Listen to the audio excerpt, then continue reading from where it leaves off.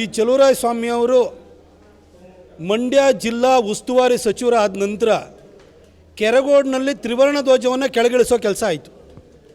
ಇದೇ ಚಲುವರಾಯ ಸ್ವಾಮಿಯವರು ಪ್ರತಿನಿಧಿಸುವಂಥ ನಾಗಮಂಗಲದಲ್ಲಿ ಗಣೇಶೋತ್ಸವದ ಮೇಲೆ ಕಲ್ಲು ತೂರಾಟ ನಡೀತು. ಡಿಜೆನ ನಿಲ್ಲಿಸಿದ್ರು.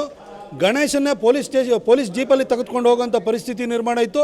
ನಮ್ಮ ಹಿಂದೂ ಮಾರ್ವಾಡಿಯ ಅಂಗಡಿಗೆ ಬೆಂಕಿಯನ್ನು ಹಾಕಿದರು. ಈಗ ಮದ್ದೂರಿನಲ್ಲಿ ಮಸೀದಿ ಮೇಲಿಂದ ಕಲ್ಲು ಬಿಸಾಡಿದ್ದಾರೆ.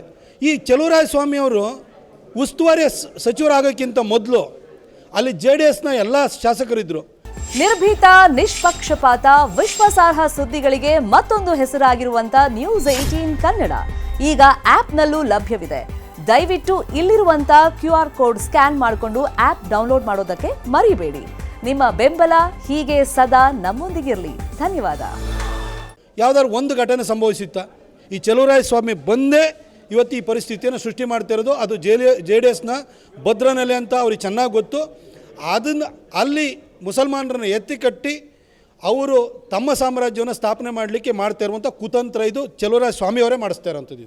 ಈ ಚಲುವರಾಯ ಸ್ವಾಮಿಯವರು ಮಂಡ್ಯ ಜಿಲ್ಲಾ ಉಸ್ತುವಾರಿ ಸಚಿವರಾದ ನಂತರ ಕೆರಗೋಡಿನಲ್ಲಿ ತ್ರಿವರ್ಣ ಧ್ವಜವನ್ನು ಕೆಳಗಿಳಿಸೋ ಕೆಲಸ ಆಯಿತು.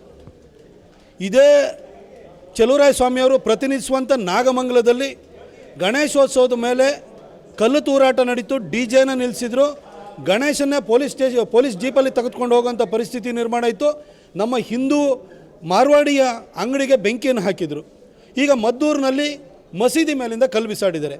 ಈ ಚಲುವರಾಯ ಸ್ವಾಮಿಯವರು ಉಸ್ತುವಾರಿ ಸಚಿವರಾಗೋಕ್ಕಿಂತ ಮೊದಲು ಅಲ್ಲಿ JDSನ ಎಲ್ಲ ಶಾಸಕರಿದ್ದರು. ಯಾವುದಾದ್ರು ಒಂದು ಘಟನೆ ಸಂಭವಿಸುತ್ತಾ?